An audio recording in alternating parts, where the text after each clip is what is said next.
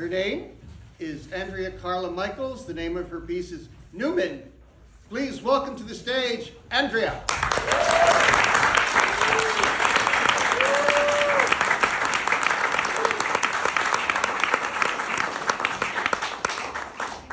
I know you all. Actually, I wasn't going to start out this way, but now I feel compelled to, because he's made me think about my grandfather, who used to always take me on his knee when I was a little girl, and he started every story the same way. He would say, "When I was a little girl," and I'd say, "Grandpa, you weren't a little girl, you were a little boy," and he would say, "No, I was a little girl just like you. And you're going to grow up to be an ugly old man."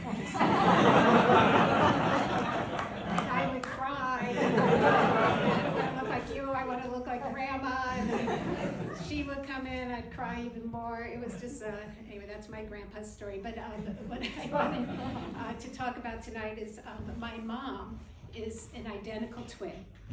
My mom and Aunt Fran, Frances Carol, Carol Francis. And they're alive. They're going to be 93 next month, and yeah, okay. Well, you should semi-applaud because they both unfortunately lost their memories, and so actually when I was out there recently, I'm closer to my aunt than I was my own mother, but at the end of the day together, Aunt Fran said to me, "Tell me your name." And I said, "My name is Andrea." And she perked up and she said, "I have a niece named Andrea." And I said, "That's me, Aunt Fran. I'm your niece, Andrea." And she looked at me and she said, "What a small world." She was not only delighted that this total stranger had the same name. So, and I tell you that because, I mean, they're identical, although they're both like mad at each other. They've forgotten why. It's very Jewish. I mean, they've forgotten everything except that they're mad at each other.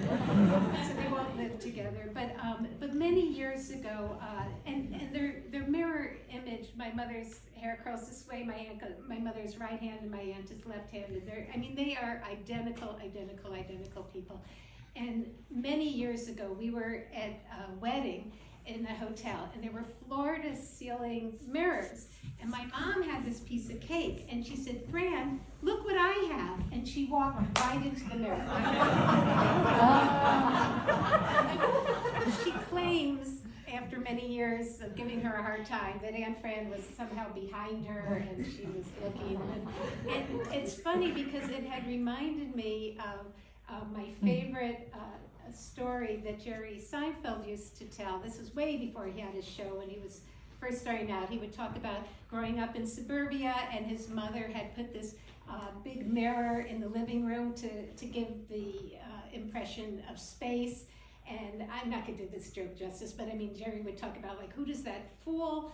You know, are you going to go and go, "Hey, there's a whole nother room in here, and there's a guy that looks just like me in it." And he said, but it would fool his little parakeet. They would let the parakeet out of the cage, and he would fly around, and every day, boom, right into the mirror.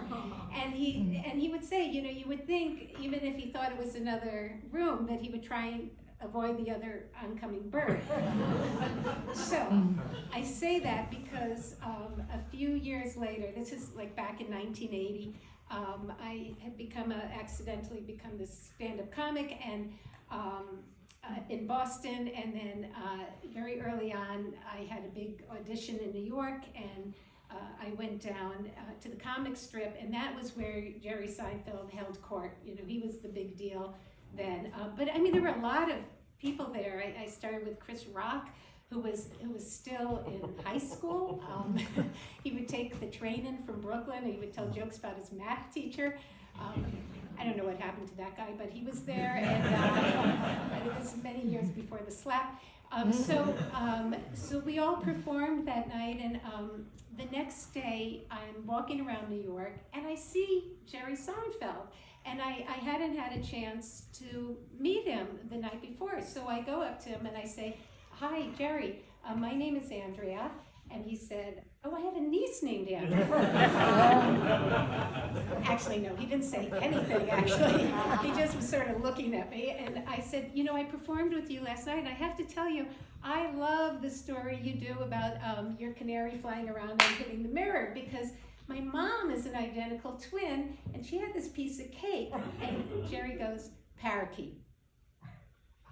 And I said, oh, I'm sorry, what? And he goes, it wasn't a canary, it was a parakeet. And I said, oh, I'm sorry, of course, parakeet. I said, yeah, because my mom was this twin, she had this piece of cake, and he goes, parakeet is funny because it has a K. And I looked at him, I said, yeah, but so does canary if you spell it wrong.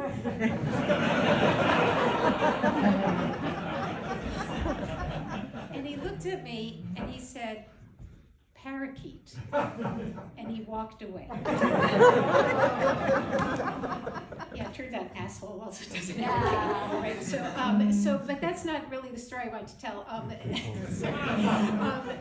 It's just, I'm very pleased that Bruce asked me to tell some of my favorite Brush with Celebrity stories, and so that's my least favorite encounter. I want to actually tell you tonight my favorite one.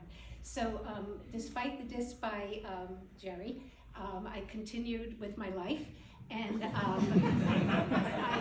moved out here and was doing stand-up in the early 80s, and then I was down in LA, and I sort of forgot to earn money, and then I thought, oh, well, I should use my education, and I just started going on game shows. It's not the best like IRA plan for anybody, but for me, I thought, you know, I'm just gonna go on Jeopardy and get a lot of money. So anyway, I went on Jeopardy and lost, or as my therapist has taught me to say, I came in second. But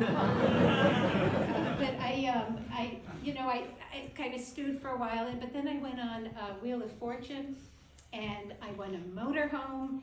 I won $11,000, which I had to use for the tax on the motorhome. And I won a trip down the Amazon, and this is all true. This is like 1990 something, and my trip down the Amazon was 4 days first in Lima, Peru. And then the thing. So again, 1990, there was this Maoist terrorist group in Peru called the Sendero Luminoso, the Shining Path. And they were killing policemen and tourists, hoping the people would rise up and overthrow the government. And apparently Wheel of Fortune was unaware of this. And I kept asking them, can't I go through Brazil?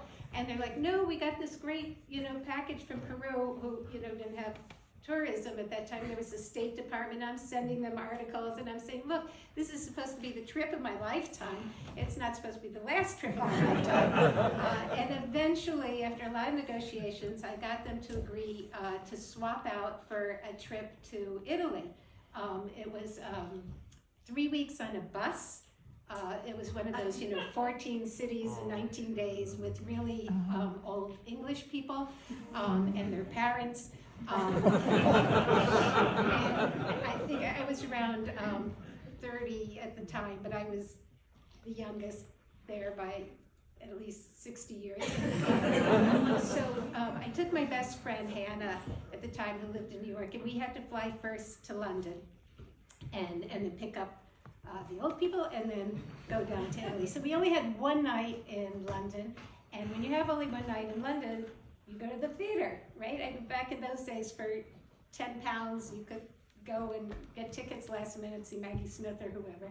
Anyway, we went to the theater, and it was a one-woman show on Marlene Dietrich. It was called The Blue Angel, and at intermission, I see Paul Newman going out to the lobby, and I forgot to mention that Seifel, it's always like Newman, but this was like Newman. It was like he was walking out into the lobby, and I knew Hannah was very shy, and I knew if I told her, she wouldn't go out there with me. So I just said, why don't we go out to the lobby and stretch our legs?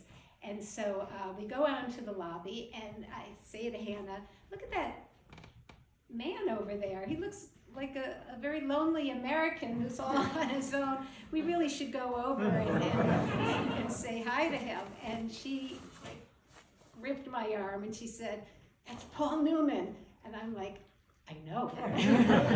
And she goes, is this going to be an Andrea story? And I'm like, it could be an Andrea and Hannah story if you'll come with me. And she's like, no, I can't go up, I can't, whatever. So I go up to Paul Newman, and he was about 65. He was like my age now. And he seemed old, but he was like gorgeous and sexy, and he was wearing his like little laugh glasses with the blue eyes, and so I went up to him and I said, are you enjoying the show? And he said, oh, very much so. And you? And I said, yeah, I think it's great. And then I said, are you performing somewhere here in London? And he said, yes, I am. And I said, oh, where? And he goes, right here, right now. And he starts doing it. Lovely tap it. So at this point, I'm totally in love. And then I say something very stupid. I say, oh, my mother would love that. I know. I mean, I could have talked about Butch Cassidy or well, but like when I was younger, my parents didn't really believe in babysitters. It was cheaper to just drop me off at the movies. And there was no child protection services, so a lot of stuff.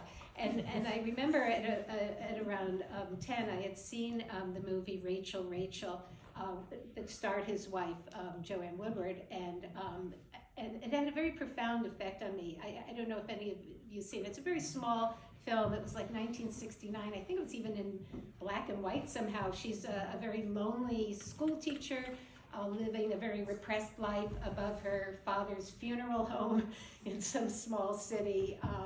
I don't know what kind of 10-year-old I was, but I was very taken by this movie.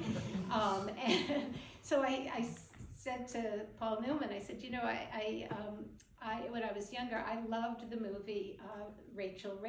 And he said, oh, that's my favorite movie. He said, it's the first film I ever directed. And I said, oh, I didn't know you directed film. And he said, yeah, a lot of people don't seem to know. And he said,